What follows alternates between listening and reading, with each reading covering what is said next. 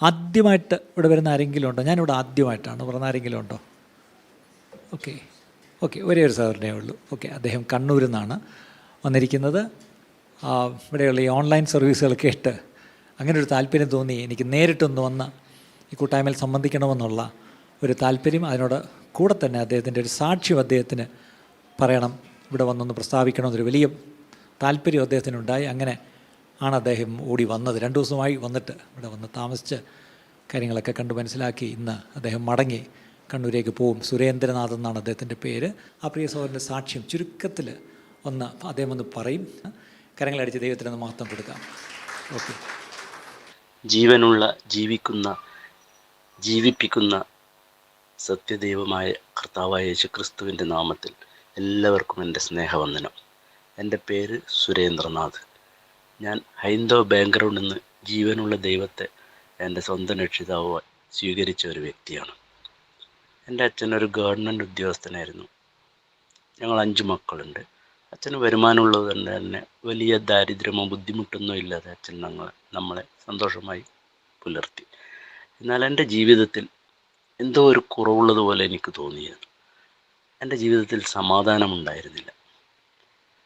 ഇന്ന് ജീവനുള്ള ദൈവത്തെ കണ്ടുമുട്ടിയോ അന്ന് മുതലാണ് എനിക്ക് സമാധാനം ലഭിച്ചത്.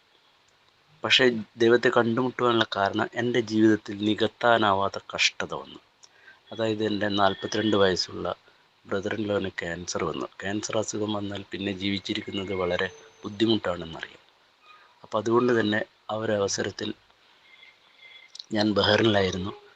ഈ ക്യാൻസറാണ് അസുഖമെന്ന് അറിഞ്ഞപ്പോൾ ഞാൻ ലീവ് എടുത്ത് എൻ്റെ ബ്രദറിനെ കാണാൻ തിരുവനന്തപുരം RCC മെഡിക്കൽ കോളേജിൽ വന്നു.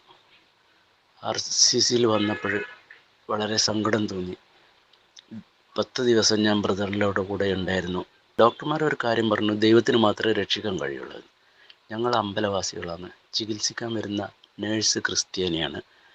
അതുപോലെ ഗംഗാരൻ ഡോക്ടറോടെ റൗണ്ട്സിന് വരുന്ന മുസ്ലിം ഡോക്ടറുണ്ട്.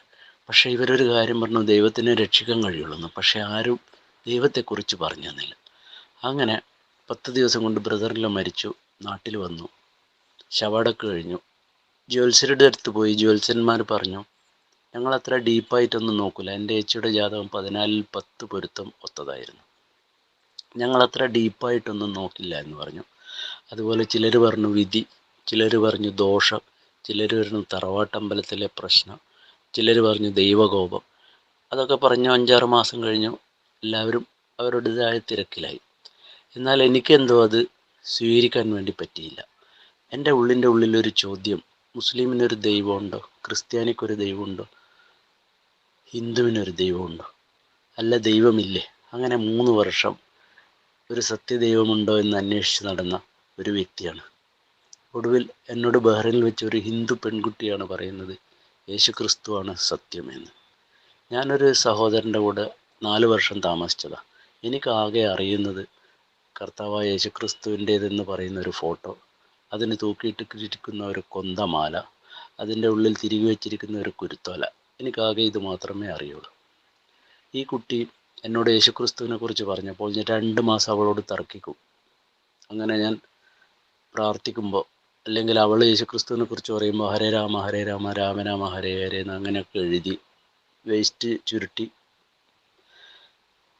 കളയുന്ന ഒരു സ്വഭാവമാണ്. അതായത് ഇവളെ ജയിക്കാൻ വേണ്ടിയിട്ടാണ് ഞാൻ ഇത് ചെയ്തത്. പക്ഷേ എനിക്കവളെ ജയിക്കാൻ വേണ്ടി പറ്റില്ല. മാത്രമല്ല സത്യം ഞാൻ അന്വേഷിക്കുന്നുണ്ടായിരുന്നു. അങ്ങനെ ഒരു ദിവസം ഉച്ചക്ക് ഊണ് കഴിച്ചിരിക്കുമ്പോൾ ആ സഹോദരി ചോദിക്കും, ഞാനൊരു കേസറ്റ് കാണുന്നുണ്ട്, കാണാൻ താല്പര്യമുണ്ടോയെന്ന് ചോദിക്കും. എനിക്ക് മനസ്സുണ്ടായിട്ടില്ല. പക്ഷേ ഞാൻ സത്യം അന്വേഷിക്കുന്നുണ്ട്. മനസ്സോടെ ഞാൻ ആ കേസറ്റിൻ്റെ മുമ്പിലിരിക്കും. ആ കേസറ്റിൽ കൂടിയാണ് ദൈവം ജീവിക്കുന്നു എന്ന് ആ സഹോദരൻ വിളിച്ചു പറയുന്നത്. എൻ്റെ 35 വയസ്സിൻ ജീവിതത്തിൽ ഞാൻ ആദ്യമായിട്ട് കേൾക്കുക ജീവിക്കുന്ന ഒരു ദൈവമുണ്ടെന്ന്. അങ്ങനെ ജീവിക്കുന്ന ഒരു ദൈവമുണ്ട് എന്ന് കേട്ടിട്ടില്ല. യേശുക്രിസ്തുവാണ് ദൈവം എന്ന് അദ്ദേഹം അതിൽ പറഞ്ഞിട്ടില്ല. പക്ഷേ അതെനിക്ക് മനസ്സിലായി, യേശുക്രിസ്തുവാണ് ദൈവം എന്ന്. അങ്ങനെ രാത്രി 9 മണിക്ക് ഞാൻ പ്രാർത്ഥിക്കാൻ തുടങ്ങി, കർത്താവായ യേശുവെ എന്നെ രക്ഷിക്കണേ എന്ന് പറഞ്ഞിട്ട്. ഇതായിരുന്നു എൻ്റെ മാനസാന്തരം, എൻ്റെ രൂപാന്തരം. ഞാൻ ബഹറിൻ്റെ പ്രദേശത്തായിരുന്നു ആ സമയത്ത്. ഞാൻ നെക്സ്റ്റ് ഡേ പുറത്തിറങ്ങി ഒരു മണിയാട്ടനെ കണ്ടു. മണിയാട്ടനോട് പറഞ്ഞു, മണിയാട്ട ജീവിക്കുന്ന ഒരു ദൈവമുണ്ട്, യേശുക്രിസ്തുവ ജീവിക്കുന്ന ദൈവം. അതുപോലെ മുസ്ലിം കൂട്ടുകാരോടൊക്കെ ഞാൻ പറയാൻ തുടങ്ങി. എന്തുകൊണ്ടാണ് ഞാനിത് പറയുന്നത് എനിക്കറിയില്ല. അങ്ങനെ ഞാൻ എൻ്റെ വീട്ടിലുള്ള എൻ്റെ ബന്ധുക്കൾക്കെല്ലാം കത്തെഴുതി, യേശുക്രിസ്തുവാണ് സത്യദൈവം, അസത്തോമ സത്ഗമയ, മൃത്യോമ അമൃതംഗമയ, തമസോമ ജ്യോതിർഗമയ, അതായത് അസത്യത്തിൽ നിന്ന് സത്യത്തിലേക്ക്, മരണത്തിൽ നിന്ന് മരണമില്ലാത്തൊരവസ്ഥയിൽ. ഇതിൻ്റെ അർത്ഥം യേശുക്രിസ്തു പറഞ്ഞു, ഞാൻ തന്നെ വഴിയും സത്യവും ജീവനുമാകുന്നു. ഞാൻ എല്ലാവർക്കും കത്തെഴുതി. അതായത് 2000-ലാണ് ഈ സംഭവം. അപ്പോൾ ഇന്നത്തെ കുട്ടികൾക്ക് എന്താണ് ഈ കത്തെഴുതുന്നതെന്ന് പറഞ്ഞാൽ അവർക്കറിയില്ല. എൻ്റെ അച്ഛൻ, ഞാൻ എഴുതിയ കത്ത് എനിക്ക് തന്നെ തിരിച്ചയച്ചിട്ടുണ്ട് എൻ്റെ അച്ഛൻ. അതാണിത്. അതിൻ്റെ ബാക്കി ഡീറ്റെയിൽസ് ഞാൻ പിന്നെ പറഞ്ഞുതരാം. അങ്ങനെ ഞാൻ എല്ലാവർക്കും കത്തെഴുതി. അപ്പോൾ അവർ വിചാരിച്ചു ഞാൻ ബഹ്റിനിലൊരു ക്രിസ്ത്യാനി പെൺകുട്ടീനെ കല്യാണം കഴിച്ചിട്ട് അവിടെ അങ്ങനെ സുഖിച്ച് ജീവിക്കുകയാണ്. എൻ്റെ വൈഫിന് പോലും ഞാൻ കത്തെഴുതുമ്പോൾ അതിലെല്ലാം യേശുക്രിസ്തുവിനെ കുറിച്ച് എഴുതിയിട്ടുള്ളൂ. അവർ വിചാരിച്ചു എനിക്ക് വട്ടാണെന്ന്. അങ്ങനെ എനിക്കൊരു മോനുണ്ടായിരുന്നു. മോന് 1 വയസ്സായപ്പോൾ മോനെ കാണാൻ വേണ്ടി ഞാൻ ബഹ്റിനിൽ നിന്ന് വന്നു. അതിലും ഉപരി എൻ്റെ ബന്ധുക്കളോടൊക്കെ നേരിട്ട് പറയണം യേശുക്രിസ്തു ജീവനുള്ള ദൈവം. അതിനാണ് ഞാൻ വന്നത്. പക്ഷേ ഒരാളും സ്വീകരിച്ചിട്ടില്ല. ഒരാളും സ്വീകരിച്ചിട്ടില്ല എന്ന് മാത്രമല്ല, ഈ യേശുക്രിസ്തുവിനെ കുറിച്ച് നീ ആരോടും പറയണ്ട, നീ വിശ്വസിച്ചോ. അതായിരുന്നു അവരുടെ ഉപദേശം. അങ്ങനെ 1 മാസം ഞാൻ താമസിച്ചു. തിരിച്ച് ബഹ്റിലേക്ക് പോയി. ബഹ്റിലേക്ക് പോകുമ്പോൾ ഞാൻ 30 ബൈബിളും കൊണ്ടാണ് പോയത്. കാരണം ഈ വേദപുസ്തകം, ഇത് ജീവിക്കുന്ന ദൈവം, ഇത് കർത്താവായ യേശുക്രിസ്തു എന്ന് എനിക്കൊരു ബോധ്യം കിട്ടി. കാരണം ആകാശവും ഭൂമിയും ഒഴിഞ്ഞു പോലെ എൻ്റെ വചനത്തിന് മാറ്റമില്ല. ദൈവം പറഞ്ഞു എനിക്കും മാറ്റമില്ല, ഞാനും മാറാത്തവനാണ്. അപ്പം ഞാൻ വിശ്വസിക്കുന്നു ജീവനുള്ള ദൈവം യേശുക്രിസ്തു, അതുതന്നെയാണ് ഈ വചനം, വേദപുസ്തകം. ഓക്കെ. അങ്ങനെ ഞാൻ ബൈബിൾ കൊണ്ടുപോയി. ബഹ്റിൻ്റെ പ്രദേശത്ത് മുസ്ലിം രാജ്യം, അവിടെ ബൈബിൾ കൊണ്ടുപോകാൻ പാടില്ല എന്ന് എനിക്കറിയില്ല. വീഡിയോ കേസറ്റിൻ്റെ വലിപ്പം ആ ബൈബിളല്ല, ഒരു 30 എണ്ണം ഉണ്ട്. ആ ബാഗ് ചെക്ക് ചെയ്തിട്ട് എന്നോട് അവിടുത്തെ ഉദ്യോഗസ്ഥൻ ചോദിച്ചു, അറബിയിലാണ് ചോദിച്ചത്, എനിക്ക് അറബി അറിയില്ലല്ലോ. ഞാനിങ്ങനെ ഒന്ന് ഉത്തരം പറയാൻ നിൽക്കുമ്പോൾ അദ്ദേഹം പറഞ്ഞു ഇയാൾ അറോന്ന്. അങ്ങനെ പറഞ്ഞാൽ എടുത്തിട്ട് പോന്നാ. ഞാനങ്ങനെ അതെടുത്ത് പോയി ബഹ്റിൽ പോയി കണ്ടുമുട്ടുന്നവരോട് യേശുക്രിസ്തുവിനെ കുറിച്ച് പറയും. അതുപോലെ വചനം പഠിക്കണം എന്ന് പറഞ്ഞിട്ട് ഒരു വേദപുസ്തകം കൊടുക്കും. ഇതായിരുന്നു എൻ്റെ സ്വഭാവം. അങ്ങനെ നാട്ടുകാർക്കെല്ലാം കത്തെഴുതി. എല്ലാവരും അച്ഛനെയും അമ്മേനെയും ഓരോന്ന് പരിഹസിക്കാനൊക്കെ തുടങ്ങി. പക്ഷേ എങ്കിലും ഞാൻ എൻ്റെ വിശ്വാസത്തിൽ ഉറച്ചു നിന്നു. അങ്ങനെ ഇരിക്കുമ്പോൾ ഞങ്ങളൊരു ചെറിയ കൂട്ടായ്മ ഉണ്ടായിരുന്നു. 2, 3, 4 ഫാമിലികൾ വെള്ളിയാഴ്ച തേഴ്സ്ഡേ പ്രയർ എന്ന് പറഞ്ഞിട്ടൊരു ഫെലോഷിപ്പ് ഉണ്ട്. അതിന് ഞങ്ങൾ പോവും. അത് കഴിഞ്ഞിട്ട് ഈ വെള്ളിയാഴ്ചത്തെ കൂട്ടായ്മ ഉച്ചയ്ക്ക് ശേഷം ഒരു 3 മണി മുതൽ 5 മണി വരെ അങ്ങനെ ഞങ്ങൾ കൂട്ടായ്മ കൂടുമായിരുന്നു. അങ്ങനെ കൂട്ടായ്മ കൂടി പോകുന്നൊരു സ്വഭാവം ഉണ്ടായിരുന്നു. അതുപോലെ ഞാൻ ഈ കുട്ടി പറഞ്ഞതിന് ശേഷം, യേശുക്രിസ്തുവാണ് ദൈവം എന്ന് അറിഞ്ഞതിന് ശേഷം, ഞാൻ ആ കുട്ടിയോട് പറഞ്ഞിട്ട് ഒരു ബൈബിള് വാങ്ങിക്കുമായിരുന്നു. ഈ ബൈബിള് ഞാൻ പഠിക്കുമായിരുന്നു. അതെൻ്റെ ഒരു ഹോബിയായിരുന്നു. അങ്ങനെ ഈ ബൈബിള് പഠിക്കുമ്പോൾ ഞാൻ 2-3 ആവർത്തി വായിച്ചപ്പോഴും ഞാൻ അതിൻ്റെ എല്ലാം ഇമ്പോർട്ടൻ്റ് ആയിട്ടുള്ളതിനെല്ലാം അടിയിൽ വരയിടും. അതൊക്കെ എൻ്റെ ഹൃദയത്തിൽ ടച്ച് ചെയ്തതാണ്. അതിൽ എക്സാമ്പിൾ ഞാൻ പറയാം. ഭൂമിയിൽ വെച്ച് 2-3 പേർ ഒരു കാര്യത്തിൽ ഐകമത്യപ്പെട്ട് ചോദിച്ചാൽ പിതാവായ ദൈവത്തിൻ്റെ മഹത്വത്തിന് വേണ്ടി പുത്രൻ തരുന്നുള്ള വാഗ്ദത്തം, ഞാനത് വിശ്വസിച്ചു, കണ്ണടച്ച് വിശ്വസിച്ചു. അതുപോലെ യോഹന്നാൻ സുവിശേഷം പറയുന്നുണ്ട്, വിശ്വസിച്ചാൽ നീ ദൈവത്തിൻ്റെ മഹത്വം കാണും. അത് സത്യമാണ്, എൻ്റെ ജീവിതത്തിൽ സംഭവിച്ച കാര്യം. അതേപോലെ ലൂക്കോസ് 1:37 പറയുന്നു, ദൈവത്തിന് അസാധ്യമായ ഒരു കാര്യവുമില്ല. ഇതൊക്കെ ദൈവം എൻ്റെ ജീവിതത്തിൽ കാണിച്ചെന്നു. അതുകൊണ്ടാണ് ഞാൻ ഈ ദൈവത്തെക്കുറിച്ച് പ്രസംഗിക്കുന്നത്. ഇത് 2000 വർഷം മുമ്പേ എഴുതിയ ഒരു ഫ്രീസായ പുസ്തകമല്ല, ഇന്നും ജീവിക്കുന്ന വചനമാണ്. ഇത് ഇന്നും ജീവിക്കുന്നു. ഹല്ലേലൂയ. അങ്ങനെ ആ ഒരു അനുഭവത്തിൽ ഞാൻ വന്നു. ഞാൻ കൂട്ടായ്മ പോകുന്നുണ്ട്. ഒരു ദിവസം വെള്ളിയാഴ്ച വൈകുന്നേരം ഒരു സഹോദരൻ, അദ്ദേഹം കോന്നി സ്വദേശിയാണ്, അദ്ദേഹം ഇങ്ങനെ നടന്നു വരുന്നുണ്ട്, എൻ്റെ കൂടെ പ്രാർത്ഥിക്കുന്ന ആളാണ്. അപ്പം ഞാൻ ചോദിച്ചു, ഇന്നെന്താ എവിടെയും പ്രാർത്ഥനയ്ക്ക് പോയില്ല? അപ്പോൾ അദ്ദേഹം പറഞ്ഞു, കർത്താവ് 2 പേരെയാണ് അയച്ചത്, അതുകൊണ്ട് ഞാൻ ഒറ്റയ്ക്കേ ഉള്ളൂ, അതുകൊണ്ട് ഞാൻ എവിടെയും പോയില്ല എന്ന് പറയും. അപ്പം ഞാൻ പറയും, ഞാൻ 2 മാസമേ ആയിട്ടുള്ളൂ, എനിക്ക് കൂടുതലൊന്നും അറിയില്ല, പക്ഷേ ഞാൻ പ്രാർത്ഥിക്കാൻ താല്പര്യമുണ്ടെങ്കിൽ വരണമെന്ന് പറയും. അദ്ദേഹം പറയും, നിങ്ങൾക്ക് താല്പര്യമുണ്ട് വരാമെന്ന് പറയും. അങ്ങനെ വെള്ളിയാഴ്ച ദിവസം ഒഴിവ് സമയങ്ങളിൽ അല്ലെങ്കിൽ വൈകുന്നേരം ജോലി കഴിഞ്ഞ് വന്ന് 5 മണി മുതൽ 8 മണി വരെ സമയങ്ങളിൽ ഞങ്ങൾ ചില വീടുകളിൽ ഞങ്ങൾ പോവും, പ്രാർത്ഥിക്കും. അങ്ങനെ ഞാൻ ഈ വചനം സ്വന്തമായിട്ട് വായിച്ച് പഠിക്കുന്നുണ്ടായിരുന്നു.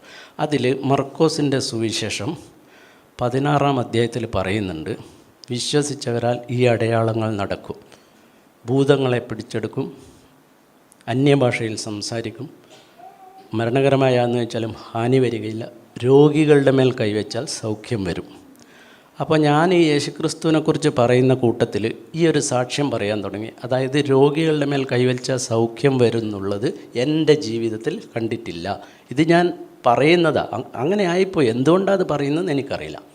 അങ്ങനെ എൻ്റെ വൈഫും മോനും കൂടെ ഇതൊക്കെ അറിഞ്ഞിട്ട് എങ്ങനെയെങ്കിലും എന്നെ ഈ ക്രിസ്തീയ അനുഭവത്തിൽ നിന്ന് തിരിച്ച് ഹിന്ദുവിലേക്ക് എന്നെ കൊണ്ടുവരുന്നുള്ള ഒരു ആഗ്രഹത്തിൽ നാട്ടിലിരിക്കുക. ആ സമയത്താണ് ഞാൻ വൈഫിനോട് പറയുന്നത്, ഞാനൊരു വിസിറ്റിംഗ് വിസക്ക് അപ്ലൈ ചെയ്തിട്ടുണ്ട്, അത് കിട്ടിയിട്ടുണ്ട്, വരണം എന്ന് പറയും. അപ്പോൾ അവൾ എൻ്റെ അടുത്തേക്ക് സന്തോഷിച്ച് വരുന്നത് എന്നെ തിരിച്ച് ഈ വിശ്വാസത്തിലേക്ക് എന്നെ കൊണ്ടുവരാൻ വേണ്ടിയാണ്. അങ്ങനെ എൻ്റെ വൈഫും മോനും എൻ്റെ കൂടെ വന്നു. ഞങ്ങൾ 4 മാസം ഒരുമിച്ചുണ്ടായിരുന്നു. 2-3 വീടുകളിൽ ഞങ്ങളിങ്ങനെ പോയി. അവരുടെ സാക്ഷിയൊക്കെ കേട്ടപ്പോൾ എൻ്റെ വൈഫിന് തോന്നി ഇത് ജീവിക്കുന്ന ദൈവം തന്നെയാണെന്ന്. അങ്ങനെ അവളും യേശുക്രിസ്തുവിനെ രക്ഷകനായി സ്വീകരിച്ചു. അങ്ങനെ ഇരിക്കെ എനിക്കൊരാഗ്രഹമുണ്ടായി, ഒരു മോനല്ലേ ഉള്ളൂ, ഒരു മകളും കൂടെ വേണമെന്ന്. അങ്ങനെ ഞങ്ങൾ പ്രാർത്ഥിച്ചു. 4 മാസം എൻ്റെ വൈഫ് എൻ്റെ കൂടെ ഉണ്ടായിരുന്നു. 4 മാസം കഴിഞ്ഞ് തിരിച്ചു വരുമ്പോൾ അവൾ ഗർഭിണിയായിരുന്നു. പക്ഷെങ്കിൽ അപ്പോഴേ ഒരു നേഴ്സ് പറയുന്നുണ്ട്, മോളെ നിൻ്റെ ശരീരം കുറച്ച് വീക്കാണല്ലോ, നല്ല ഫ്രൂട്ട്സ് അതൊക്കെ കഴിക്കണം നാട്ടിൽ പോയിട്ട് എന്ന് പറയും. ഓക്കെ, അത് ഞങ്ങൾ വിചാരിച്ചു പ്രഗ്നൻസിയുടെ സൈഡ് എഫക്റ്റ് ആയിരിക്കും എന്ന് വിചാരിച്ചു. അങ്ങനെ 8 മാസമായി ഏകദേശം. 8 മാസമായ സമയത്ത് എൻ്റെ വൈഫിന് ഭയങ്കര തലവേദന വരും. രാത്രി തീരെ ഉറങ്ങാൻ പറ്റില്ല, ഭയങ്കര തലവേദന. അങ്ങനെ ഭയങ്കര ബുദ്ധിമുട്ടായി. അപ്പോൾ തലശ്ശേരി എൻ്റെ മോൻ ഓപ്പറേഷൻ ചെയ്ത് അതേ ഡോക്ടർ തന്നെയാണ് കാണിക്കുന്നത്, തലശ്ശേരി ഒരു ലേഡി ഡോക്ടർ. ആ ഡോക്ടറും പറയും, മോളെ നിൻ്റെ ശരീരം വീക്കാണ്, എനിക്ക് നിന്നെ നോക്കാൻ പറ്റത്തില്ല, കോഴിക്കോട് മെഡിക്കൽ കോളേജ് കാണിക്കണം എന്ന് പറയും. അങ്ങനെ എൻ്റെ വൈഫിൻ്റെ വീട് വടകരയാണ്, ഞാൻ കണ്ണൂരാണ്. കോഴിക്കോട് മെഡിക്കൽ കോളേജ് അവിടെ നിന്ന് 45 കിലോമീറ്റർ. അപ്പം എന്തായാലും കോഴിക്കോട് മെഡിക്കൽ കോളേജ് ഡോക്ടർ അങ്ങനെ പറഞ്ഞതല്ലേ കാണിക്കാമെന്ന് വിചാരിച്ചിട്ട് അവർ വടകര ലീവ് എടുത്ത്, എൻ്റെ വൈഫ് ഗവൺമെൻറ് ഉദ്യോഗസ്ഥ, ലീവ് എടുത്തിട്ട് പ്രഗ്നൻസിക്ക് വേണ്ടിയിട്ട് കുറച്ച് ദിവസം അവൾ അമ്മേൻ്റെ അടുത്ത് നിൽക്കാമെന്ന് വിചാരിച്ച് പോയി. അങ്ങനെ ഈ തലവേദന വന്നു, ഭയങ്കര ബുദ്ധിമുട്ടായി, ഉറങ്ങാൻ പറ്റുന്നില്ല. എങ്ങനെയല്ലോ സഹിച്ച് മുമ്പോട്ട് പോകുമ്പോൾ ഒരു ദിവസം രാവിലെ ബ്രേക്ക്ഫാസ്റ്റ് കഴിച്ചത് അവൾ വോമിറ്റ് ചെയ്യും. അപ്പോൾ വോമിറ്റ് ചെയ്തപ്പോൾ ഇവർക്ക് തോന്നി എന്തായാലും ഇനി 8 മാസമായില്ലേ, ഡോക്ടറെ അടുത്ത് പോവുക, എന്താ വെച്ചാൽ ചെയ്യാമെന്ന് വെച്ചാൽ അങ്ങനെ കോഴിക്കോട് മെഡിക്കൽ കോളേജിൽ പോയ ഉടനെ തന്നെ പ്രസവ വാർഡിലേക്കാണ് പോയത്. അവളെ കണ്ട ഉടനെ ഡോക്ടർ പറഞ്ഞു, ശരീരം നല്ല വീക്കാണ്, നമുക്ക് എങ്ങനെയെങ്കിലും കുട്ടിയെ പുറത്തെടുക്കാമെന്ന് പറയും. അങ്ങനെ ഓപ്പറേഷൻ തിയേറ്ററിലേക്ക് കൊണ്ടുപോയി. ഓപ്പറേഷൻ തിയേറ്ററിലേക്ക് കൊണ്ടുപോയപ്പോൾ അവൾക്ക് പനി ഉണ്ടായിരുന്നു. പനിയുള്ളപ്പോൾ ഓപ്പറേഷൻ ചെയ്യില്ല, അതുകൊണ്ട് തിരിച്ചിങ്ങോട്ട് തന്നെ കൊണ്ടുവന്നു. പ്രസവ വാർഡിൽ തന്നെ കിടത്തി. രാത്രിയാകുമ്പോൾ തീരെ ഉറങ്ങാൻ പറ്റത്തില്ല, ഭയങ്കര തലവേദന. അങ്ങനെ ഏകദേശം ഒരാഴ്ച അവിടെ കിടത്തി. തലവേദനക്ക് എന്തൊക്കെയോ ഗുളിക കൊടുക്കും, കുറച്ച് മയങ്ങും, പിന്നെ വീണ്ടും അതേ അവസ്ഥ. അങ്ങനെ ഒരാഴ്ച അവർ ടെസ്റ്റ് ചെയ്തതിന് ശേഷം അവർക്ക് മനസ്സിലായി എൻ്റെ സോനേൻ്റെ അസുഖം TB മെനിഞ്ചൈറ്റിസ് ആണെന്ന്. അങ്ങനെ പ്രസവ വാർഡിൽ നിന്ന് അവളെ ജനറൽ വാർഡിലേക്ക് മാറ്റി. പിന്നെ അവിടെയാണ് ചികിത്സ. അവിടുന്ന് 2 ദിവസം കഴിഞ്ഞപ്പോൾ ഡോക്ടർ പറഞ്ഞു, 4 ദിവസം കൂടി എൻ്റെ ഭാര്യ ജീവിക്കുള്ളൂ. എൻ്റെ ബ്രദറിനിലോ 10 ദിവസം ജീവിക്കുമെന്ന് പറഞ്ഞെടുത്ത് ഡോക്ടർമാർ പറഞ്ഞു, ഇവൾക്ക് TB മെനിഞ്ചൈറ്റിസ് ആണ്, ഇനി 4 ദിവസം കൂടി ഇവൾ ജീവിക്കുള്ളൂ. ഞാൻ ആ സമയത്ത് ബഹ്റിനിലായിരുന്നു. അപ്പോൾ ഇങ്ങനെ വിളിച്ച് പറഞ്ഞു, സോന ഹോസ്പിറ്റലിൽ അഡ്മിറ്റ് ചെയ്തിട്ടുണ്ട്, വരണം.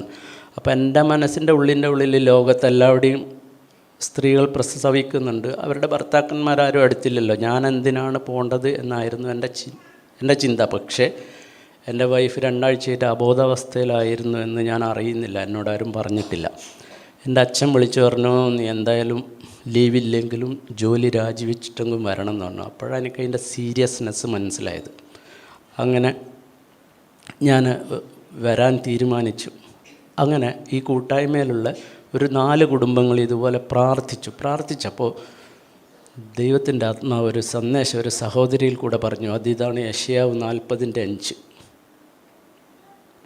യഹോവയുടെ മഹത്വം വെളിപ്പെടും, സകല ജഡവും ഒരുപോലെ അത് കാണും, യഹോവയുടെ വായല്ലോ അരുളി ചെയ്യുന്നുണ്ട്. ദൈവവചനമാണ്. വിശ്വസിച്ചാൽ നീ ദൈവത്തിൻ്റെ മഹത്വം കാണും. ഞാൻ എൻ്റെ കർത്താവിനെ അറിഞ്ഞിട്ട് അത്രയും കാലമേ ആയിട്ടുള്ളൂ, പക്ഷേ അത് വിശ്വസിക്കാനുള്ള കൃപ ദൈവം എനിക്ക് തന്നു.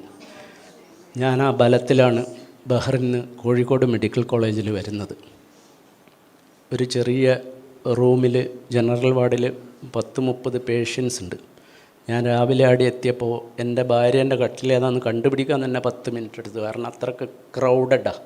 കാരണം ഓരോരാളും വളരെ കഷ്ടതയിലുള്ള ആൾക്കാരാണ്. അപ്പോൾ സീരിയസ് ആയിട്ടുള്ള പേഷ്യൻസ് എടുത്തുള്ള ആൾക്കാരുണ്ട്. അങ്ങനെ ഞാൻ എൻ്റെ ഭാര്യേനെ പോയി കണ്ടപ്പോൾ അവളെ ശരീരത്തിൽ മുഴുവൻ ബ്ലഡ് ടെസ്റ്റ് ചെയ്യാൻ വേണ്ടി ഇഞ്ചെക്റ്റ് ചെയ്തെടുത്ത കല, പിന്നെ ചെറിയൊരു വയറ്, മെല്ലിച്ചൊരു ശരീരം. എൻ്റെ ഭാര്യയ്ക്ക് ഇത്ര മുടിയുണ്ട്. 2 ആഴ്ചയായി കുളിച്ചിട്ട് ആ മുടി മുഴുവൻ ജട പിടിച്ച് കിടക്കുകയെന്ന്. വായിൽ ബിസ്ക്കറ്റിൻ്റെ വെള്ളമുണ്ട്. അത് അവൾക്ക് ഇറക്കാനും വയ്യ, തുപ്പാനും വയ്യ. അവൾക്ക് പറഞ്ഞിട്ട് മനസ്സിലാവുന്നില്ല. ആ ഒരു അവസ്ഥയിലാണ് ഞാൻ എൻ്റെ വൈഫിനെ കാണുന്നത്. എനിക്ക് ഭയങ്കര വിഷമം, സങ്കടമായി. പക്ഷേ അവരെ മുമ്പ് ഞാൻ കരഞ്ഞില്ല. ഞാൻ റൂമിൽ പോയിട്ട് കുറച്ച് കരഞ്ഞിട്ട് ഞാൻ തിരിച്ചവിടെ തന്നെ വരും. പക്ഷേങ്കിൽ ഈ വചനം ഞാൻ വിശ്വസിച്ചു. ദൈവത്തിൻ്റെ നാമം മഹത്വം. അതെങ്ങനെയാണെന്ന് എനിക്കറിയില്ല, ഞാനത് വിശ്വസിച്ചു. അങ്ങനെ ലേഡീസ് വാർഡാന്ന് സെക്യൂരിറ്റി വന്നിട്ട് 8 മണിയാകുമ്പോൾ എല്ലാ ആണുങ്ങളെയും പുറത്താക്കും. എന്നെ രാത്രി 12 മണി വരെ എൻ്റെ വൈഫിൻ്റെ അടുത്ത് ഇരുത്തും. എന്തുകൊണ്ടാണെന്ന് വിചാരിച്ചാൽ ഈ സിസ്റ്ററിനറിയാം ഇനി 4 ദിവസം കൂടിയേ ഈ കുട്ടി ജീവിച്ചിരിക്കുള്ളൂ. അതുകൊണ്ട് 12 മണി വരെ എന്നെ അവിടെ ഇരുത്തിയതാണ്. അങ്ങനെ 12 മണിക്ക് ഞാൻ റൂമിൽ പോയി. 2:30 മണിക്ക് ഞാൻ പ്രാർത്ഥിക്കും. കാരണം ബഹറിലുള്ള സഹോദരൻ 12 മണി അദ്ദേഹം പ്രാർത്ഥിക്കാമെന്ന് പറഞ്ഞു. അപ്പോൾ 12 മണി, ഇന്ത്യയിൽ 2:30 മണി. അപ്പോൾ ഈ സമയം പ്രാർത്ഥിക്കുമ്പോൾ വീണ്ടും വചനം പറയുന്നു, ഭൂമിയിൽ വെച്ച് 2 പേർ ഒരു കാര്യത്തിൽ ഐകമത്യപ്പെട്ടാൽ തരാം വാഗ്ദത്തം. അങ്ങനെ ഞാൻ രാത്രി പ്രാർത്ഥിച്ചുകൊണ്ടിരിക്കുമ്പോൾ എൻ്റെ കൈക്ക് ഒരു ശക്തി കിട്ടിയ പോലെ തോന്നി. അപ്പോൾ ഞാൻ വിചാരിച്ചു എൻ്റെ വൈഫിനൂടെ എന്തോ വിടുതൽ നടന്നു എന്ന് വിചാരിച്ചു. അങ്ങനെ ഞാൻ കുളിച്ച് രാവിലെ 6 മണിക്ക് എൻ്റെ വൈഫിൻ്റെ അടുത്ത് വന്നപ്പോൾ അതേ കിടപ്പ, ഒരു മാറ്റമില്ല. അപ്പോൾ എനിക്ക് തോന്നി എന്താ പറ്റിയത്, രാത്രിത്തെ ഞാൻ കുറച്ച് റൂമിലേക്ക് തന്നെ പോകാമെന്നിരിക്കും. വീണ്ടും എനിക്ക് റൂമിലേക്ക് പോകാൻ തോന്നില്ല. വീണ്ടും ഞാൻ എൻ്റെ വൈഫിൻ്റെ അടുത്ത് വന്നു. എൻ്റെ വൈഫിൻ്റെ അടുത്ത് വന്നപ്പോൾ എൻ്റെ വൈഫിനിങ്ങനെ ചാരി ഇരുത്തിയിട്ട് വൈഫിൻ്റെ അമ്മയുണ്ട്, വൈഫിൻ്റെ അമ്മായിയുണ്ട്, വൈഫിൻ്റെ അനിയത്തിയുണ്ട്. ഇവർ 3 ആളും കൂടെ ഇങ്ങനെ ചാരി ഇരുത്തിയിട്ട് അവളെ ബ്ലൗസ് മാറ്റി കൊടുക്കുക. അപ്പോൾ ഇങ്ങനെ ബെഡ്ഷീറ്റ് വെച്ച് മറക്കും. കാരണം കോഴിക്കോട് മെഡിക്കൽ കോളേജിലെ ജനറൽ വാർഡാണ്. ഇന്നത്തെ മാതിരി സൂപ്പർ സ്പെഷ്യാലിറ്റി ഹോസ്പിറ്റലിലെ AC റൂമൊന്നുമല്ല. അപ്പോൾ നിങ്ങൾക്ക് ആലോചിച്ചറിയാം, ഒരു ബെഡ്ഷീറ്റ് ഇങ്ങനെ വെച്ച് അവളെ. അപ്പം ഞാൻ വന്നപ്പോൾ അമ്മ പറഞ്ഞ മോനെ ഒന്ന് പിടിച്ചോന്നുണ്ട്. കാരണം അമ്മക്ക് ഏകദേശം അറിയാം ഇവൾക്ക് കുറച്ച് സീരിയസ് ആണെന്ന്. അപ്പോൾ അമ്മ വിചാരിച്ച് ഞാൻ ചെയ്തോട്ടെ എന്ന് വിചാരിച്ചിട്ട് എന്നെ സമ്മതിപ്പിച്ചിട്ട് ഞാൻ എൻ്റെ ഭാര്യേനെ ബ്ലൗസ് മാറ്റിയിട്ട് കഴിഞ്ഞിട്ട് കിടത്തി കഴിഞ്ഞപ്പോൾ അവളുടെ കൈയിൻ്റെ ഇവിടുന്ന് ഒരു കറുത്ത ചരട് ഇതുപോലെ ഇങ്ങനെ തൂങ്ങിക്കിടക്കും. തലേന്ന് ഞാൻ കണ്ടിട്ടില്ല. അത് പിറ്റേന്ന് രാവിലെ ഈ ബ്ലൗസ് മാറ്റുന്ന സമയത്ത് അടുത്തുള്ളത് കൊണ്ടാണ് കണ്ടത്. ഞാൻ ഈ ചരടിങ്ങനെ പൊന്തിച്ചെടുത്തിട്ട് എൻ്റെ വൈഫിൻ്റെ അമ്മയോട് ചോദിക്കും, അമ്മ ഇതാരാണ് കൊണ്ടുവന്ന് കെട്ടിയത്? അപ്പോൾ അമ്മ പറഞ്ഞു, നിൻ്റെ ഏച്ചീൻ്റെ ഭർത്താവ് ആ ഏച്ചിയില്ലേ, ഏച്ചി കൊണ്ടുവന്ന് കെട്ടിയാന്ന് പറഞ്ഞു. മന്ത്രിച്ച് കെട്ടിയ ചരടാ അത്. ഞാൻ അമ്മയോട് പറഞ്ഞു, എനിക്ക് ഈ ചരടിനെ ഒന്നും ചെയ്യാൻ പറ്റില്ല, ദൈവമക്കൾക്ക് ഇതിൻ്റെ ആവശ്യമില്ല. എന്നിട്ട് ഞാനത് യേശുക്രിസ്തുവിൻ്റെ നാമത്തിൽ നിലത്തിട്ട് ചവിട്ടിയിട്ട് അടുത്ത് ടോയ്ലറ്റ് ഉണ്ട്, ലേഡീസ് ടോയ്ലറ്റ്, അവിടുത്തെ ഫ്ലഷ് കൊണ്ടുപോയിട്ട് ഫ്ലഷ് ചെയ്യും. കാരണം എന്തുകൊണ്ടാണെന്ന് വെച്ചാൽ ഈ ചരട് അവിടെ എവിടെയും കണ്ട് അവർ വീണ്ടും എടുത്ത് കെട്ടും. അവരുടെ വിശ്വാസം അതാണ്, ഈ ചരടാണ് രക്ഷിക്കുന്നതെന്ന്. അങ്ങനെ അത്ഭുതകരമായിട്ട് വിടുതൽ നടന്നത് അവിടെയായിരുന്നു. യേശുക്രിസ്തുവിൻ്റെ നാമത്തിൽ ഞാൻ ആ ബന്ധനം അഴിച്ചു. അത് കഴിഞ്ഞ് 1 മിനിറ്റ് ഞാൻ ആ ബാത്റൂമിൽ നിന്ന് തിരിച്ച് ബെഡിൻ്റെ അടുത്ത് വരുമ്പോൾ എൻ്റെ അബോധാവസ്ഥയിൽ കിടക്കുന്ന വൈഫ് പറയും, നിനക്ക് കരിക്കിൻ്റെ വെള്ളം വേണം. കരിക്ക് എന്ന് വെള്ളം ഇളനീര്. ഞാൻ നേരെ റോഡ് സൈഡിൽ പോയി 3 കരിക്കിൻ്റെ വെള്ളം കൊണ്ടുവരും. സോന 2 കരിക്കിൻ്റെ വെള്ളം കുടിക്കും. അതാണ് മാനസാന്തരം. അവൾക്ക് ശരിയായ ബോധം വന്നിട്ടില്ല. അങ്ങനെ 11 മണിക്ക് അവളെ നോക്കുന്ന ഡോക്ടർ വന്നു. ഡോക്ടർ വന്നിട്ട് പറഞ്ഞു, സോനക്ക് ചെറിയ മാറ്റമുണ്ട്, നിങ്ങൾക്ക് ജനിക്കാൻ വന്ന കുട്ടിയിൽ ഒരു പ്രതീക്ഷയും വേണ്ടെന്ന് പറഞ്ഞു. കാരണം എൻ്റെ സോനൻ്റെ ഹൈ ഡയബറ്റിക് ആയിരുന്നു, 300-400 ഒക്കെ ആയിരുന്നു. അവൾക്കതുകൊണ്ട് ഭക്ഷണമൊന്നും അങ്ങനെ ഫ്രൂട്ട്സ് അങ്ങനത്തെ ഒന്നും കൊടുക്കാൻ പറ്റില്ല. ഇത്ര കഞ്ഞിയേ കൊടുക്കാൻ പാടുള്ളൂ. അത് കഴിഞ്ഞിട്ട് അവൾ 10 TB മെനിഞ്ചൈറ്റിസിൻ്റെ 10 ഗുളിക കഴിക്കുന്നുണ്ട്. അതുപോലെ 24 ഇഞ്ചക്ഷൻ എടുക്കുന്നുണ്ട്. ഞാൻ അവിടെ എത്തിയ ഏകദേശം ജൂലൈ 4 അന്നത്തെ അവസ്ഥയാണ് പറയുന്നത്. അപ്പോൾ ഡോക്ടർമാർ ഒരിക്കലും 2 ദിവസത്തേക്ക് 4 ദിവസത്തേക്ക് ഗുളികയും ഇഞ്ചക്ഷനൊന്നും എഴുതിത്തരില്ല, ഓരോ ദിവസത്തേക്ക് എഴുതരുള്ളൂ. കാരണം അവരുടെ വൈദ്യശാസ്ത്ര പ്രകാരം ഇനി 3 ദിവസം കൂടെ ഈ കുട്ടി ജീവിക്കുള്ളൂ. അങ്ങനെ എന്നോട് പ്രാർത്ഥിക്കുമ്പോൾ എൻ്റെ കൂടെയുള്ള ദൈവദാസൻ പറഞ്ഞ് എനിക്ക് ജനിക്കാൻ പോകുന്ന പെൺകുട്ടിയാണ്. ഞാൻ അതും എല്ലാവർക്കും കത്തെഴുതിയിരുന്നു. അങ്ങനെ ബൈബിളിൽ നിന്നൊരു പേര് വിളിക്കണമെന്ന് എനിക്ക് ആഗ്രഹം ഉണ്ടായിരുന്നു. അങ്ങനെ ഞാൻ കൃപ എന്ന പേര് വിളിക്കുന്ന എല്ലാം ഞാൻ വിളിച്ച് പറഞ്ഞതാണ്. പക്ഷേ നമ്മളുടെ ഇതിൽ പറയുന്ന അഡ്വാൻസായിട്ട് അങ്ങനെ പറയരുതെന്ന്, അത് ദോഷം ചെയ്യുന്ന. അപ്പോൾ അവരുടെ വിചാരം അങ്ങനെയൊക്കെ പറഞ്ഞത് കൊണ്ടാണ് ഇതൊക്കെ സംഭവിച്ചതെന്ന്. ഞാൻ പറഞ്ഞു ജനിക്കാൻ പോകുന്ന പെൺകുട്ടിയാണെന്ന് പറഞ്ഞു. അങ്ങനെ ജൂലൈ 4-ാം തീയതി കഴിഞ്ഞ് ജൂലൈ 27-ാം തീയതി ഏകദേശം ഒരു മാസം മെഡിക്കൽ കോളേജിലായിരുന്നു. ജൂലൈ 27-ാം തീയതി രാവിലെ പ്രസവിക്കാനുള്ള ചില സിംറ്റംസൊക്കെ കാണിച്ചു തുടങ്ങി. അതിലിടക്ക് ഞാൻ പല ഡിപ്പാർട്ട്മെൻറ്റിൻ്റെ ഹെഡിൻ്റെ അടുത്ത് എൻ്റെ വൈഫിനെ 2 വീൽ ചെയറുള്ള അതുണ്ടല്ലോ, അത് തള്ളിക്കൊണ്ടുപോകും. കാരണം ഡോക്ടർമാർക്ക് അവിടെ വരാൻ സമയം ഉണ്ടാവില്ല, മെഡിക്കൽ കോളേജ് ഗവൺമെൻറ് ഹോസ്പിറ്റലല്ലേ. അങ്ങനെ ഞാൻ തള്ളിക്കൊണ്ടുപോകും. ഞാൻ ആ ഒരു മാസം ഹോസ്പിറ്റലിൽ നിന്നിട്ട് ഒരു ഡോക്ടറോടും ചോദിച്ചിട്ടില്ല എൻ്റെ വൈഫിൻ്റെ അവസ്ഥ എന്താണ്, അവൾ മരിച്ചു അവൾ ജീവിക്കും, ഒന്നും ചോദിച്ചില്ല. ഡോക്ടർമാരൊക്കെ പഠിക്കുകയായിരുന്നു. SGPT SGOT ലെവലൊക്കെ 30-40 വേണ്ടെടുത്ത് എൻ്റെ വൈഫിൻ്റെത് 300-400 ഒക്കെ ആയിരുന്നു. ആ സമയത്ത് കഴിച്ച ഗുളികേൻ്റെ പേര് ചിലതെനക്ക് ഓർമ്മയുണ്ട്. ഇസ്താൻബ്യൂട്ടോൾ, കമ്പ്യൂട്ടോൾ എന്നൊക്കെ പറഞ്ഞിട്ടുള്ള ഗുളിക. അത് ഡോക്ടർമാർക്ക് മനസ്സിലാവും അത് TB മെനിഞ്ചിറ്റിസിൻ്റെ തന്നെയാണെന്ന്, എനിക്കത്രേ ഓർമ്മയുള്ളൂ. അങ്ങനെ ഞങ്ങൾ രാവിലെ ജനറൽ മെഡിസിൻ്റെ അവിടുന്ന് ഡിസ്ചാർജായി വീണ്ടും പ്രസവ വാർഡിലേക്ക് തന്നെ പോയി. പ്രസവ വാർഡിൽ പോയി അവിടെ കിടത്തിയപ്പം അവിടെയുള്ള ഡോക്ടർമാർ പറഞ്ഞു ഇവൾ ബെഡ് പേഷ്യൻ്റാണ്, 1 മാസമായി ഈ കുട്ടി ഗുളിക കഴിക്കുന്നത്, അതുകൊണ്ട് വളരെ ആരോഗ്യം വീക്കാണ്, ഇവൾക്ക് അനസ്തീഷ്യ കൊടുത്താൽ തിരിച്ച് ജീവൻ വരാനുള്ള ആരോഗ്യമില്ല. അങ്ങനെ ഒരു 9 മണിക്ക് ഇതൊക്കെ പറഞ്ഞ് ഒരു 9:30 മണിയാകുമ്പോൾ അവർ സമ്മതപത്രം ഒപ്പിടാൻ വേണ്ടി തന്നു. അതായത് മരണകരമായ എന്ത് സംഭവിച്ചാലും ഞങ്ങൾക്ക് ഉത്തരവാദിത്തമില്ല എന്നുണ്ട്. ഡോക്ടർ ഒരു സമ്മതപത്രം ഒപ്പിട്ട് കൊടുക്കണമല്ലോ ഹോസ്പിറ്റലിന്. ഞാൻ ആ സമ്മതപത്രം ഒപ്പിട്ടിട്ട് അതിൻ്റെ അടിയിൽ എഴുതി in the name of Jesus our saviour and father എന്നുണ്ട്. കാരണം എനിക്കറിയാം എനിക്ക് ജനിക്കാൻ പോകുന്ന പെൺകുട്ടിയാണ്, യഹോവയുടെ നാമം മഹത്വമെടുക്കും, എനിക്കറിയാം, ഞാൻ വിശ്വസിക്കുന്നു. അങ്ങനെ 10 മണിക്ക് ഓപ്പറേഷൻ തിയേറ്ററിൽ കൊണ്ടുപോയി സോനയോട് പറഞ്ഞിരുന്നു ഡോക്ടർമാർ, മോളെ നിനക്ക് അനസ്തീഷ്യ എന്നാൽ തിരിച്ചു വരാനുള്ള ആരോഗ്യമില്ല, നീ മരിച്ചാൽ ചിലപ്പോൾ കുഞ്ഞു മരിക്കും, അതുമാത്രമല്ല ഇത്രയും ഗുളിക കഴിച്ചുകൊണ്ട് കുഞ്ഞിന് ഒന്നിക്കിൽ ഹാർട്ടിന് കംപ്ലൈൻറ്റ് ഉണ്ടാവും, അല്ലെങ്കിൽ വേറെ എന്തോ ഒരു അസുഖത്തിൻ്റെ പേര് പറഞ്ഞു അതുണ്ടാവും എന്ന് പറഞ്ഞു.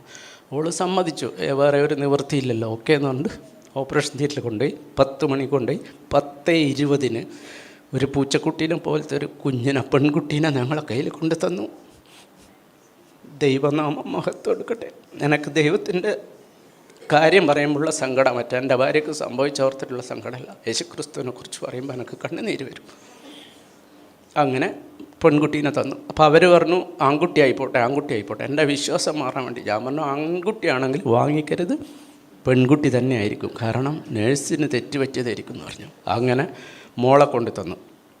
കുറേ മുസ്ലിം സ്ത്രീകളും എല്ലാവരും ഉണ്ട് പ്രസവത്തിന് വന്ന്. അവരെല്ലാവരും പ്രസവിച്ച് കുഞ്ഞുങ്ങളെ കൊണ്ട് തന്നു. ഒരു 5 മിനിറ്റ് 10 മിനിറ്റ് കഴിയുമ്പോൾ വാർഡിലേക്ക് മാറ്റുക. എൻ്റെ വൈഫിനെ മാത്രം വാർഡിലേക്ക് കൊണ്ടുവരുന്നതാണെന്നില്ല. 11 മണിയായി 12 മണിയായി. അപ്പോൾ വിചാരിച്ച് എന്ത് പറ്റിയെന്ന്. അങ്ങനെ ഞാൻ ഒരു 12 മണിയാകുമ്പോൾ ഞാൻ മെല്ലെ ഡോക്ടറെ റൂമിലേക്ക് പോയപ്പോൾ എനിക്ക് അത്ഭുതം തോന്നി. കാരണം ഒരു ഡോക്ടർ അപ്പുറം ഇരുന്നതിന്, ഒരു ഡോക്ടർ ഇപ്പുറം ഇരുന്നതിന്, അതിൻ്റെ നടുക്ക് എൻ്റെ വൈഫിനെ കിടത്തിന്.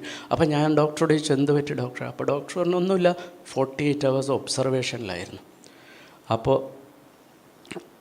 പിറ്റേ ദിവസം ഞങ്ങൾ ജനറൽ മെഡിസിൻ്റെ അവിടെ പോയിട്ട് അവിടെയുള്ള MDക്ക് പഠിക്കുന്ന കുറേ പെൺകുട്ടികളുടെ ഡോക്ടേഴ്സുണ്ട്. അവരോട് പോയി പറഞ്ഞു സോന ഇന്നലെ ഡെലിവറിയായി, പെൺകുട്ടിയാണ്. അപ്പോൾ അവരൊക്കെ ചോദിക്കുക കുട്ടീനെ നിങ്ങളെ കൈമേൽ തന്നോ. ഞാൻ പറഞ്ഞു ആ തന്നു.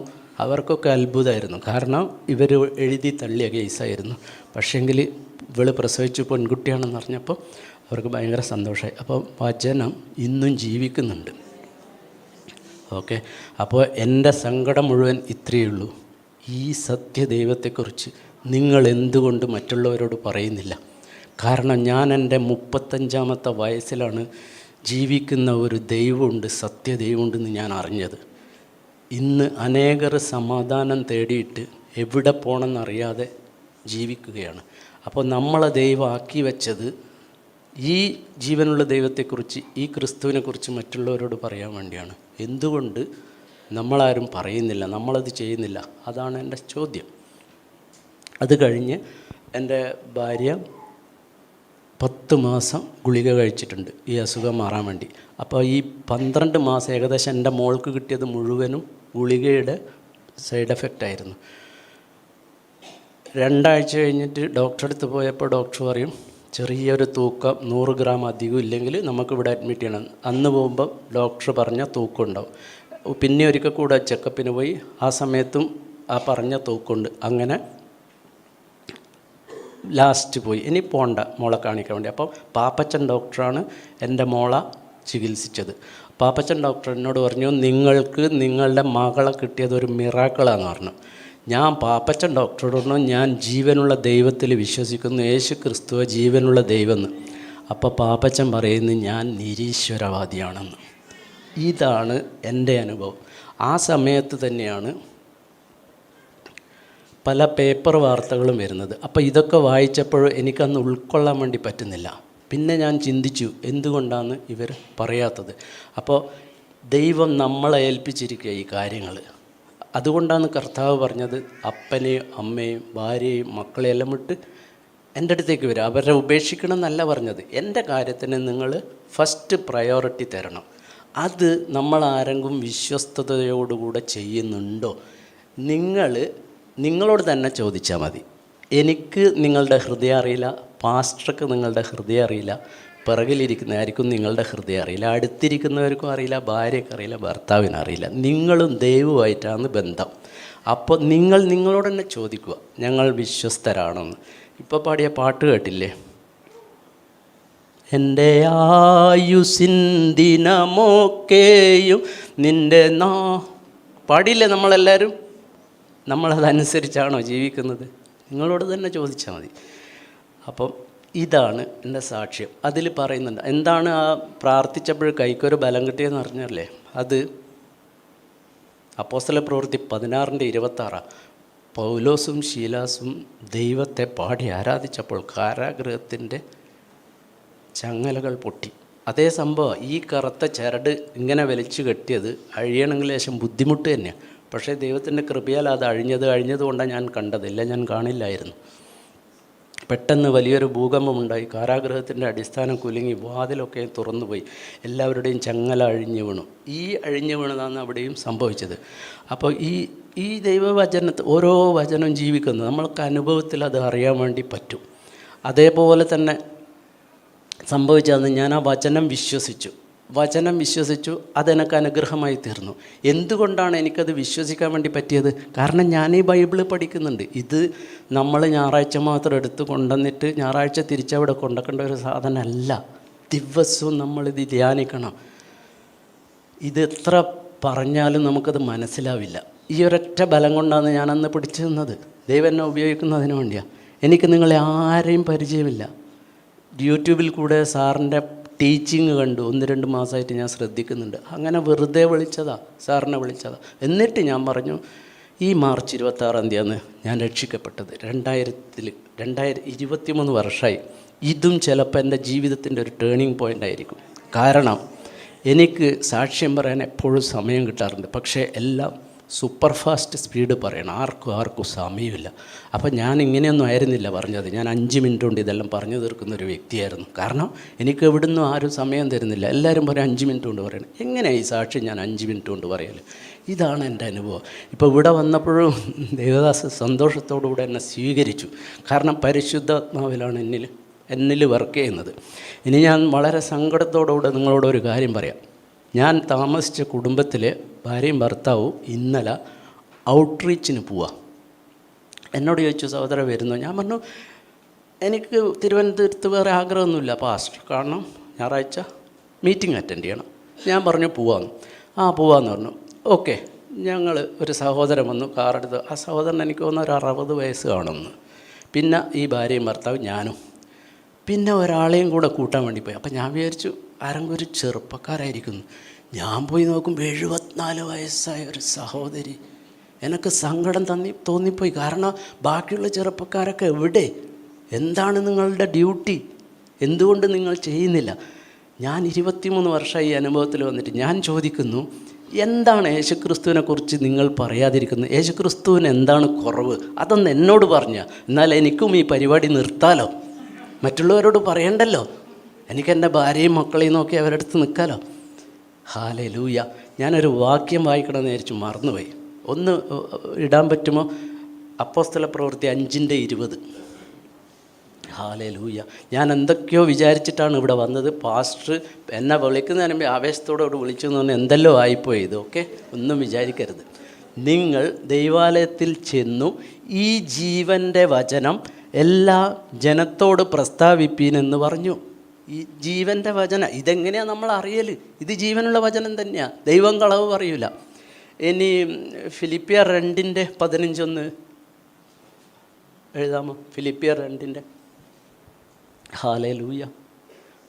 അവരുടെ ഇടയിൽ നിങ്ങൾ ജീവൻ്റെ വചനം പ്രമാണിച്ചുകൊണ്ട് ലോകത്തിൽ ജ്യോതിസുകളെപ്പോലെ പ്രകാശിക്കുന്നു. നമ്മൾ ആരെങ്കിലും ഈ ദൗത്യം ചെയ്യുന്നുണ്ടോ? എന്താണ് ഇന്നത്തെ ലോകത്തിൻ്റെ പ്രശ്നം? 1, ദൈവത്തെ അറിയില്ല. 2, അറിഞ്ഞാൽ അനുസരിക്കുന്നില്ല. 3, ദൈവത്തെ അനുകരിക്കുന്നില്ല. 4, ദൈവത്തെ അനുസരിക്കുന്നില്ല. 5, അതുകൊണ്ട് അനുഭവമില്ല. ഈ അനുഭവമുള്ളവർക്ക് ഇത് പറയാൻ വേണ്ടി പറ്റുള്ളൂ. നമ്മൾ ബാക്കിയുള്ള പരിപാടിക്ക് പോയാൽ നമുക്കിത് പറയാൻ വേണ്ടി പറ്റത്തില്ല. അതേപോലെ കർത്താവ് പറഞ്ഞു, ഞാൻ ലോകത്തിലേക്ക് നിങ്ങളെ അയക്കുന്നു. നമ്മളെ ചിന്ത ന്യൂസിലൻഡ് പോയി പറയണം, അമേരിക്കയിൽ പോയി പറയണം എന്നാ അല്ല. നമ്മളായിരിക്കുന്നതാണ് നമ്മുടെ ലോകം. നമ്മൾ ബാങ്കിലാണ് ജോലി ചെയ്യുന്നത്, അവിടെ യേശുക്രിസ്തുവിനെക്കുറിച്ച് പറയാം. ഞങ്ങൾ IT ഫീൽഡിൽ ജോലി ചെയ്യുന്നത്, അവിടെ യേശുക്രിസ്തുവിനെക്കുറിച്ച് പറയാം. റെയിൽവേ സ്റ്റേഷനിലെ ജോലി ചെയ്യുന്നത്, അവിടെ യേശുക്രിസ്തുവിനെക്കുറിച്ച് പറയാം. ഞാൻ എൻ്റെ അനുഭവം പറയുന്നത് ഇത് മുഴുവൻ. എനിക്കൊരു ദിവസം ഒരാളോട് യേശുക്രിസ്തുവിനെക്കുറിച്ച് പറഞ്ഞിട്ടില്ല, ഭയങ്കര സങ്കടം. ഇന്നലെ ഞങ്ങൾ കാറ് പോകുമ്പോൾ ഇളനീര് കുടിക്കാൻ വേണ്ടി ഒരു സ്ഥലത്ത് നിർത്തി. ഞാൻ ഇറങ്ങി ചേച്ചീനോട് ചോദിച്ചു, എന്താ പേര്? ശ്യാമള. ചേച്ചീനോട് ഞാൻ പറഞ്ഞു, ജീവിക്കുന്ന ഒരു ദൈവമുണ്ട്, അറിയുമോയെന്ന് ചോദിച്ചു. യേശുക്രിസ്തു ആണോ എന്ന് ചോദിച്ചു. ഞാൻ പറഞ്ഞു, യേശുക്രിസ്തു ആണ്, ഒരു ബൈബിള് തരട്ടെ, വായിക്കുമോയെന്ന് ചോദിച്ചു. അപ്പോഴേ പറഞ്ഞു, എല്ലാം ഒന്ന് തന്നെയാണെന്ന്. ഒരിക്കലും അല്ല, എല്ലാം ഒന്ന് തന്നെ അല്ല. ഇത് രക്ഷിക്കപ്പെട്ട ദൈവമക്കൾക്ക് അറിയാം. പക്ഷേ ഇത് നമ്മൾ മറ്റുള്ളവരോട് പറയുന്നെങ്കിൽ, വചനം പറയുന്നു, വിശ്വാസം കേൾവിയാലും കേൾവി ക്രിസ്തുവിൻ്റെ വചനത്താലും വരുന്നു. ഇത് നമ്മൾ പറയാതെ എങ്ങനെ മറ്റുള്ളവർ കേൾക്കും? എന്നോട് പറഞ്ഞ ഹൈന്ദവ സഹോദരി ഉണ്ടല്ലോ, അവൾ എൻഡോമെട്രിയോസിസ് അസുഖത്തിന് 10,000 ഉറുപ്പ്യൻ്റെ ഗുളിക 1999 10,000 ഉറുപ്പ്യൻ്റെ ഇഞ്ചക്ഷൻ എടുക്കുന്ന കുട്ടിയായിരുന്നു. ആ കുട്ടിയോടാണ് ഒരു ദൈവദാസൻ വന്ന് പറയുന്നത്, യേശു ക്രിസ്തുവിൽ വിശ്വസിക്കുകയാണെങ്കിൽ നിങ്ങളവസ്ഥ മാറ്റുന്നു. ആ കുട്ടി നിരാശയുടെ അനുഭവത്തിലാണ്. കാരണം ഈ അസുഖം മാറണമെങ്കിൽ ഗർഭപാത്രം എടുത്ത് കളയണം. Bahrain defence force hospital, Salmaniya hospital, American mission hospital, ഈ 3 ഹോസ്പിറ്റലിലെ ഡോക്ടർമാർ, ഒന്ന് മലയാളിയാണ്, ഒന്ന് ഈജിപ്ഷ്യനാണ്, ഒന്നൊരു തമിഴ് ഡോക്ടറാണ്. ഇവർ 3 ആളും ഒരേ അഭിപ്രായം പറഞ്ഞു, മോളെ നിനക്ക് ഈ അസുഖം മാറണമെങ്കിൽ നിൻ്റെ ഗർഭപാത്രം എടുത്ത് കളയണം. ഈ സമയത്താണ് ഒരു ദേവദാസൻ ബഹ്റിൻ്റെ പ്രദേശത്ത് വരുന്നത്. അവളെ ഫ്രണ്ട് കൂട്ടിക്കൊണ്ടുപോയിട്ട് അദ്ദേഹം പറഞ്ഞു, മോളെ നീ യേശുക്രിസ്തുവിൽ വിശ്വസിക്കുന്നുണ്ടെങ്കിൽ നിൻ്റെ അവസ്ഥക്ക് മാറ്റുണ്ടാവും. ദൈവം അവരുടെ അവസ്ഥ മാറ്റി. ആ കുട്ടി ഗുളികയെല്ലാം നിർത്തി, ഈ അസുഖവും പോയി, പിന്നെ ഇഞ്ചക്ഷനും മേടിക്കേണ്ടി വന്നില്ല. ആ കുട്ടിയാണ് അനുഭവത്തിന് എന്നോട് പറയുന്നത് യേശുക്രിസ്തു സത്യം എന്ന്. അപ്പോൾ അതുപോലെ ആ കുട്ടി അത് കഴിഞ്ഞ് ഒരാഴ്ച കഴിഞ്ഞപ്പം ഈ കുട്ടിക്ക് പാമ്പിനെ പേടിയായിരുന്നു. TV-യിൽ പാമ്പിനെ കണ്ടാൽ അവളന്ന് ഉറങ്ങില്ല, അവളെ ഭർത്താവിനെ ശല്യം ചെയ്യും. അങ്ങനെ ഒരു ദേവദാസൻ വന്നു.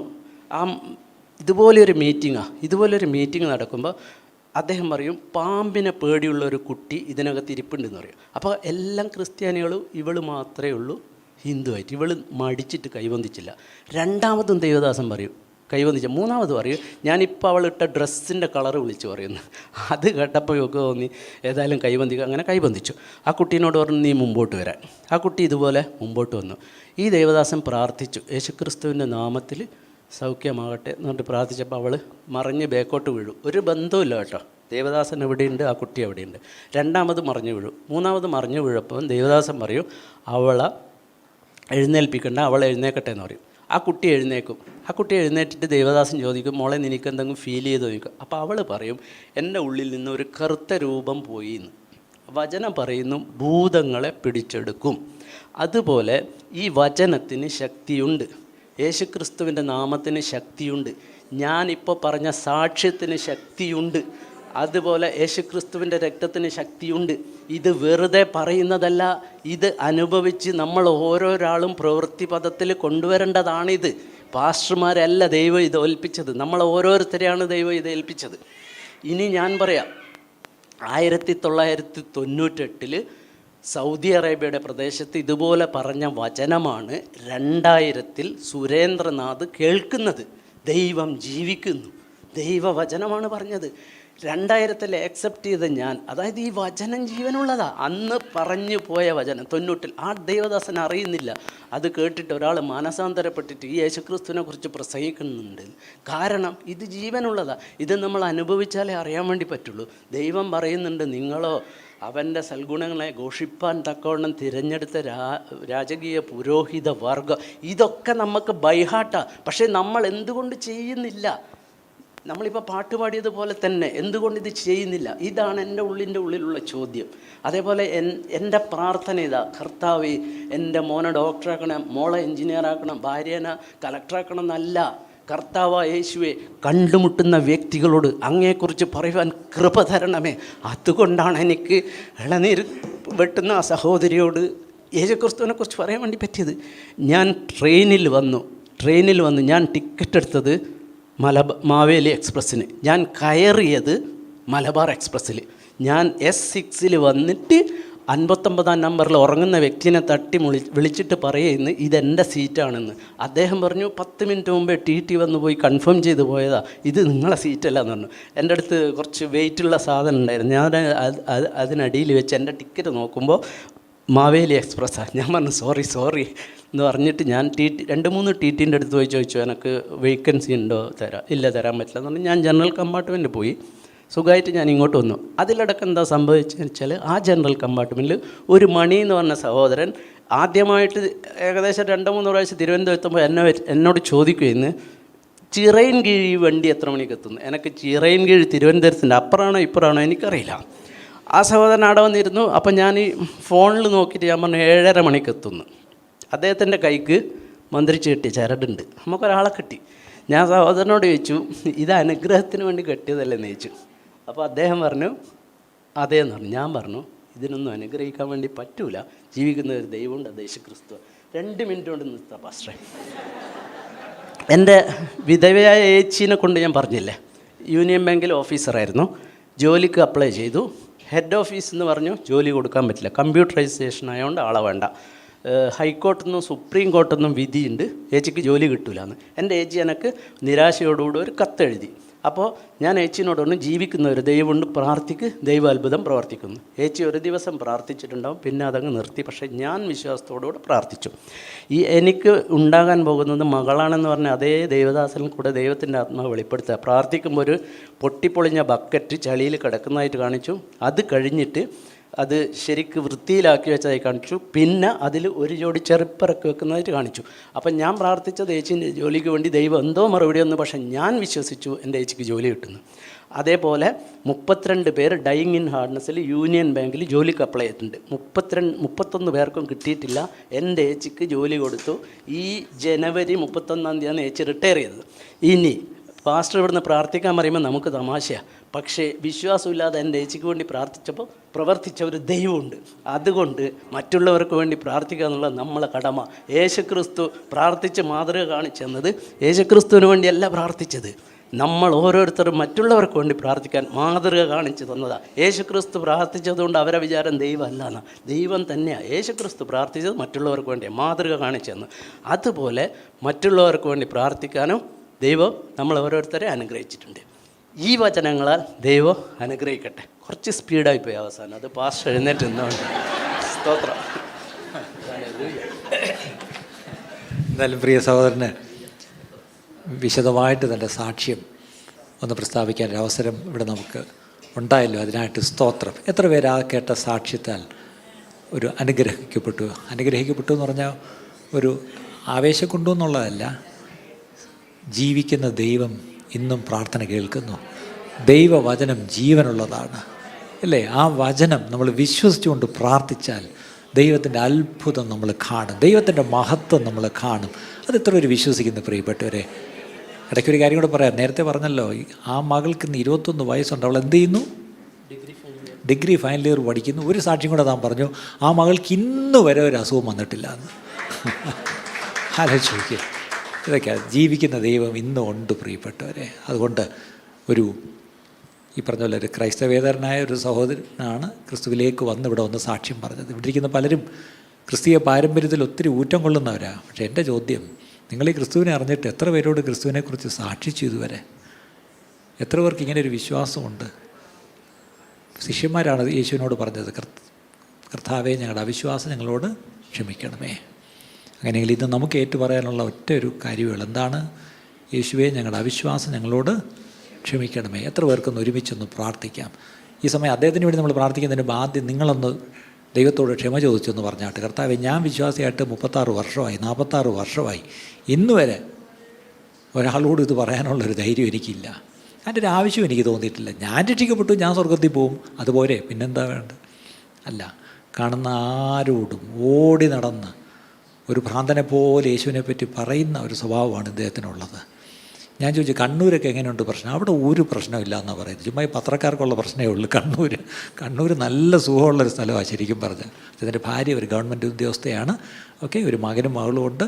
അവരെ ഓർത്ത് നമുക്ക് പ്രാർത്ഥിക്കാം. ഒരു നിമിഷം എല്ലാവരും ഒന്ന് എഴുന്നേറ്റിരിക്കാം ദൈവസന്നിധിയിൽ. ജീവനുള്ള ദൈവത്തിൻ്റെ വചനത്തിൻ്റെ ശക്തി എന്തെന്നുള്ളത് ഒരു മകൻ്റെ സാക്ഷ്യത്തിലൂടെ നമ്മൾ കേട്ടു. അങ്ങനെയാണെങ്കിൽ ആ സാക്ഷ്യത്തിനായിട്ട് എല്ലാവരും ഒന്ന് സ്തോത്രം ചെയ്താട്ടെ. എന്നിട്ട് ഒരു പ്രാർത്ഥന പ്രാർത്ഥിച്ചാൽ, കർത്താവേ, ഇതുപോലെ യേശുവിൻ്റെ സാക്ഷിയായി തീരുവാൻ, ദൈവവചനത്തെ അതുപോലെ അങ്ങ് വിശ്വസിക്കുവാൻ, ഒരു മണ്ടനെ പോലെ, ഒരു പൊട്ടനെ പോലെ വിശ്വസിക്കുവാനുള്ള കൃപ തരണമേ. വിശ്വസിച്ചാൽ ദൈവത്തിൻ്റെ മഹത്വം കാണും എന്നുള്ള വാക്യം അറിയാം, പക്ഷേ എനിക്ക് വിശ്വസിക്കാൻ കഴിയുന്നില്ല. അതാണ് പ്രശ്നം, അല്ലേ? സകല ജഡവും ദൈവത്തിൻ്റെ മഹത്വം കാണും, അല്ലേ? അതൊക്കെ നമുക്ക് വാക്യം അറിയാം, പക്ഷേ അത് വിശ്വസിക്കാൻ കഴിയുന്നില്ല. കർത്താവ്, എനിക്ക് വിശ്വസിക്കാൻ കൃപ തരണമേ എന്ന് എല്ലാവരും ഒന്ന് പ്രാർത്ഥിച്ചാട്ടെ. എല്ലാവരും നിങ്ങളുടെ നെഞ്ചിലോട്ടൊന്ന് കൈവച്ചിട്ട്, കർത്താവ്, എനിക്ക് ഈ സഹോദരൻ ഇന്ന് സാക്ഷ്യം പറഞ്ഞതുപോലെ എനിക്കൊന്ന് വിശ്വസിക്കാനുള്ള കൃപ തരണമേ. ദൈവവചനം ജീവനുള്ളതാണ്, ജീവിപ്പിക്കുന്നതാണെന്ന് വിശ്വസിക്കാനുള്ള കൃപ തരണമേ. അങ്ങ് വാക്ക് പറഞ്ഞാൽ മാറുവാൻ അങ്ങ് മനുഷ്യനല്ലല്ലോ കർത്താവേ. അതുകൊണ്ട് എൻ്റെ ദൈവം വാക്ക് പറഞ്ഞിട്ടുണ്ടെങ്കിൽ ആ വാക്ക് കർത്താവെ വചനത്തിലുണ്ടെങ്കിൽ ഞാനത് വിശ്വസിക്കുന്നപ്പാ. അങ്ങയുടെ വചനം മുഴുവൻ ആം അല്ലെങ്കിൽ ആമേൻ എന്നാണ്. അങ്ങനെയാണെങ്കിൽ കർത്താവ്, ഞാനത് അങ്ങനെ തന്നെയാണെന്ന് ഞാൻ വിശ്വസിക്കുന്നു. നിങ്ങളുടെ വരങ്കരങ്ങൾ നിങ്ങൾക്ക് കഴിയുമെങ്കിൽ ഇദ്ദേഹത്തിന് നേരെ ഒന്ന് നീട്ടി നമുക്കൊന്ന് പ്രാർത്ഥിച്ച് അനുഗ്രഹിച്ചയക്കുക. അദ്ദേഹം ദൈവസഭയിലേക്ക് വന്നു, അദ്ദേഹത്തെ നമ്മൾ അനുഗ്രഹിച്ചയക്കുകയാണ്. അദ്ദേഹത്തിൻ്റെ കുടുംബത്തെ ദൈവം അനുഗ്രഹിക്കട്ടെ. അദ്ദേഹത്തിൻ്റെ യാത്രകളെല്ലാം കർത്താവ് സൂക്ഷിക്കട്ടെ. അനേകരെ കർത്താവിന് വേണ്ടി നേടി കർത്താവിൻ്റെ രാജ്യത്ത് ചെല്ലുമ്പോൾ പ്രതിഫലം ധാരാളം പ്രാപിക്കുന്നൊരു മകനായി ഈ മകൻ തീരട്ടെ. കർത്താവെ, ഞങ്ങൾ ഒരുമിച്ച് അങ്ങയുടെ നാമത്തിൽ വന്ന് ഞങ്ങൾ ഈ പ്രിയ സഹോദരനെ ഞങ്ങൾ അനുഗ്രഹിക്കുന്നു. ഈ മകനെ കർത്താവെ അങ്ങ് വിളിച്ചു വേർതിരിച്ചു, അങ്ങയുടെ സാക്ഷിയാക്കി കർത്താവെ. അങ്ങയുടെ മകനാക്കി എന്നുള്ളത് പദവിയാണ്, പക്ഷേ സാക്ഷിയാക്കി എന്നുള്ളത് അദ്ദേഹത്തിന് അങ്ങ് കൊടുത്ത ഉത്തരവാദിത്വം നിറവേറ്റുന്നു എന്നുള്ള സാക്ഷ്യമാണ് കേട്ടത് കർത്താവെ. ആ സാക്ഷ്യം കർത്താവെ, ഒരു സാക്ഷി മറ്റുള്ളവരുടെ സാക്ഷികളെ ഉളവാക്കുമെന്ന് പറഞ്ഞ പോലെ ഞങ്ങളുടെ ഉള്ളിൽ കർത്താവെ, അദ്ദേഹം ചോദിച്ച ചോദ്യം, നിങ്ങൾ യേശുവിനെ അറിഞ്ഞിട്ട് നിങ്ങൾ എന്ത് ചെയ്യുന്നു, യേശുവിൻ്റെ സ്നേഹം അനുഭവിച്ചിട്ട് നിങ്ങൾ എന്ത് ചെയ്യുന്നു എന്നുള്ള ചോദ്യത്തിന് ഞങ്ങൾ ഉത്തരം കൊടുക്കേണ്ടവരാണല്ലോപ്പാ. ഞങ്ങൾ ഒരുമിച്ച് സഭയായി ഈ മകനെ പിതാവിൻ്റെയും പുത്രൻ്റെയും പരിശുദ്ധാവിൻ്റെയും നാമത്തിൽ ഞങ്ങൾ പ്രാർത്ഥിച്ച് അനുഗ്രഹിച്ചയക്കുന്നു. എൻ്റെ ഭാര്യയും എൻ്റെ മകനെയും മകളെയും അനുഗ്രഹിക്കണമേ. ആ കുടുംബത്തെ സാക്ഷികളാക്കി നിർത്തണമേ. അങ്ങയുടെ ഉദ്ദേശങ്ങൾ എന്തൊക്കെ ഈ മകനിലൂടെ അവിടുന്ന് ചെയ്തെടുക്കേണ്ടതുണ്ടോ അതെല്ലാം ചെയ്തെടുത്ത് അങ്ങയുടെ നാമത്തെ മഹത്വപ്പെടുത്തണമേ എന്ന് പ്രാർത്ഥിക്കുന്നു. ദുഷ്ടനായ പിശാചിൻ്റെ എല്ലാ തന്ത്രങ്ങളിൽ നിന്നും കർത്താവ് മകനെ വിടുവിച്ചു കൊള്ളണമേ എന്ന് പ്രാർത്ഥിക്കുന്നു. അനുഗ്രഹത്തോടെ ഞങ്ങൾ ഇതിൻ്റെ മകനെ യാത്ര അയക്കുന്നു, യേശു ക്രിസ്തുവിൻ്റെ നാമത്തിൽ തന്നെ പിതാവേ. കരങ്ങളടിച്ച് ദൈവത്തിന് മഹത്വം കൊടുത്തിട്ടിരിക്കാം. ആമേൻ. ദൈവാനുഗ്രഹിക്കട്ടെ.